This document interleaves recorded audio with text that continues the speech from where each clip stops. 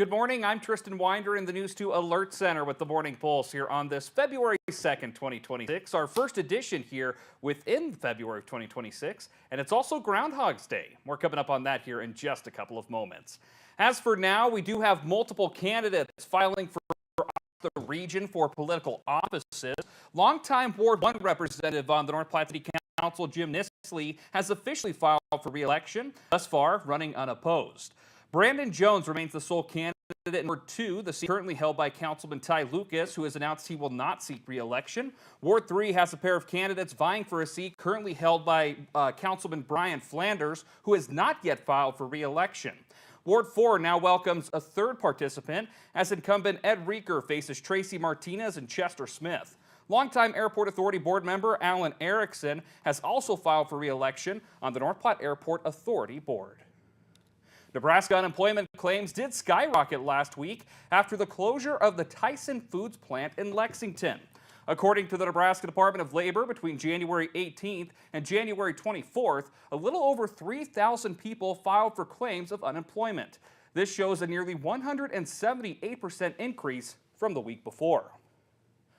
Over the weekend, hundreds attended the Walk for Life in Lincoln, marking the 53rd time Nebraskans came together for the event. Participants marched around the Capitol and to the Marriott Cornhusker Hotel. This event featured some of the state's top politicians. This is not a political game. This is God over Satan. He has us here. He has us here. He has one simple ask. He wants all of us. And Nebraska lawmakers are going to be spending part of their day today gathering feedback on a proposal that would add new security guidelines to the state capitol, including a potential ban on firearms to the public. According to the Nebraska Examiner, the executive board will host a hearing at noon today on LB 1237, which would establish a list of weapons and substances that would be prohibited and not allowed on Capitol grounds without approval. This includes firearms, pepper spray, explosives, and spray paint. The bill would add to the state patrol's responsibilities of making sure none of the listed items make it through. If passed, the bill would go into effect on January 1st, 2027. And where we go to our forecast with Travis, Punxsutawney Phil has spoken, and winter is not letting go anytime soon. The famous groundhog saw his shadow this morning, predicting 6 more weeks of cold weather ahead. Tens of thousands braved frigid temperatures to witness the annual tradition that has captivated audiences for decades. Phil's track record, meanwhile, he calls for extended winters far more than the early springs. And this year, AccuWeather says he might be right, as forecasters expect below average temperatures to linger. But looking at the forecast, Travis will tell you that's not going to be the case for us in Greater Nebraska in the week ahead.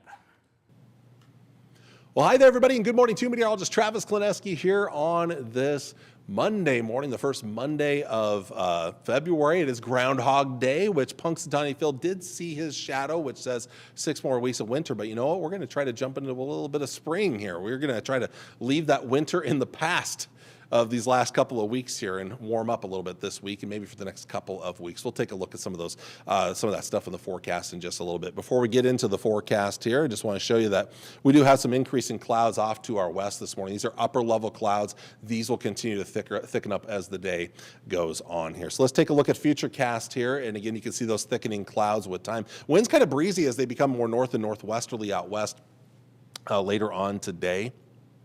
In these areas here, those winds will calm down a little bit tonight.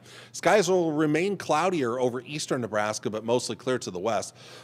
Excuse me. And then as we head into tomorrow, the western areas that start off fairly sunny are going to see increasing clouds as the day goes on. And here's our one chance of moisture this week for most of us. Some very minor light rain mixing with and changing to snow, maybe a little freezing rain in there. It doesn't look to be a major issue. Chances are best over western areas, but maybe up to the north as well. This will start to move on out early on Wednesday morning.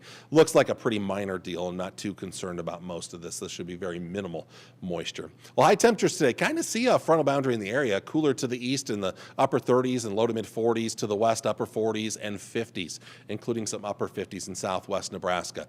A little bit more wind in western parts of our areas too. That's going to help to warm things up. Temperatures in the low to mid 50s there in the Sand Hills, near 40 in Bassett, 37 in Spencer. Southwestern areas, it could be as warm as 59 in Trenton and Benkelman 56 in Grant, 54 in North Platte, 52 degrees in Lexington with 48 in Minden. Not terribly cold tonight. Most of us staying in the 20s for overnight lows. Tomorrow's temperatures step down. I think will be just a little bit cooler for tomorrow as temperatures will be in the 30s across eastern and northeast Nebraska. Low to mid 40s around the Tri-Cities. Still some low and mid 50s farther to the west and to the southwest. We'll drop back into the 20s and low 30s for lows Tuesday night and a Wednesday morning. Temperatures on Wednesday pretty comparable to Tuesday as clouds will be moving on out. More sunshine the farther west you go. And then Wednesday night and a Thursday morning back into the 20s to near 30 degrees. But check this out on Thursday. Nice little boost in our temperatures, 50s, mid to upper 50s, low to mid 60s, maybe upper 60s in southwest Nebraska. Thursday might be the best day of weather this week, and a lot more sunshine returns on Thursday as well. Looking at North Platte here, we are going to be looking at some mild weather already these next couple of days. There's that minor moisture Tuesday night and a Wednesday morning. Best chance will be Tuesday evening. Light rain, trying to change to some light snow as it gets colder. Otherwise, Thursday is when it really gets warm. We're talking mid 60s, still upper 50s and low to mid 60s all the way through this upcoming weekend into early next week. Temperatures do come down a little bit by the middle of next week. But the Climate Prediction Center right now is keeping above average weather going temperature-wise into next week. That's that Monday through Sunday time frame. Above average temperatures, and Buzz tried to keep some moisture in our area here. Climate Prediction Center predicting that we would be above average precipitation wise. Let's take a look at some of this here, and I'll kind of grab my mouse here so I can control this here, and I'll show you. Not a lot this week. I'll jump you ahead to the Tuesday night, Wednesday moisture from the European model. Not much. Backing up a little bit. It's not much. Best chances will be in the west. The rest of the week looks pretty quiet. Next week will turn a little more interesting. Around that Tuesday to Wednesday time frame, could we see some snow return? European model would have a pretty decent snowstorm for our area if that were to come true. But again, there's always a big if when you're starting to talk 8-9 days out here, 10 days out, things like that. GFS model. Here comes some of that minor moisture Tuesday night and a Wednesday morning. Best chances in the west. And then next week is when our next chances come.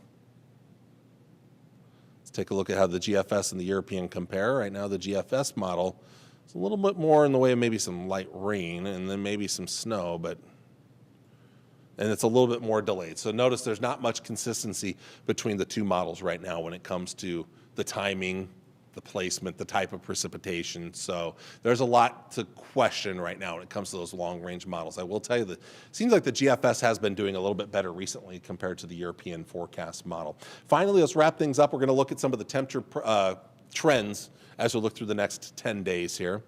And we'll start off with the European model. I'll have to let this load in real quick because I didn't take a look at this ahead of time here. So it may take a second because I haven't used this map in quite a while. It's been almost a week since I've used it. So I'm going to take this kind of slow just so you can see it here. But again, we're already mild today, a little cooler the next couple of days. But really, the really good stuff comes Thursday. And this will continue right into the upcoming weekend. Look at that. All that green. Maybe cooling down a little bit next week. So the European model maybe not as aligned with the Climate Prediction Center. So maybe the Climate Prediction Center right now is not aligned with the European model. Maybe they're agreeing more with the GFS. Let's see. The GFS, again, nice and milder today, or decent today. Getting a little colder, though, the next couple of days, especially in the east and northeast. But then look at Thursday there. Yeah, really good stuff. It's going to continue off and on through the weekend, although, again, slight cool downs here and there, but no major. All the Arctic air is going to stay well to our northeast this week. But look how the GFS keeps us mild into next week. Maybe a little colder later in the week, but not as cold as the GFS model. So right now it does seem like the European model, or the Climate Prediction Center, is trending more towards the GFS model as opposed to the European model in the long range. Again, that can always change. It's a long ways out yet. Let's focus on this week. We've got some good looking weather ahead of us as we go through this week.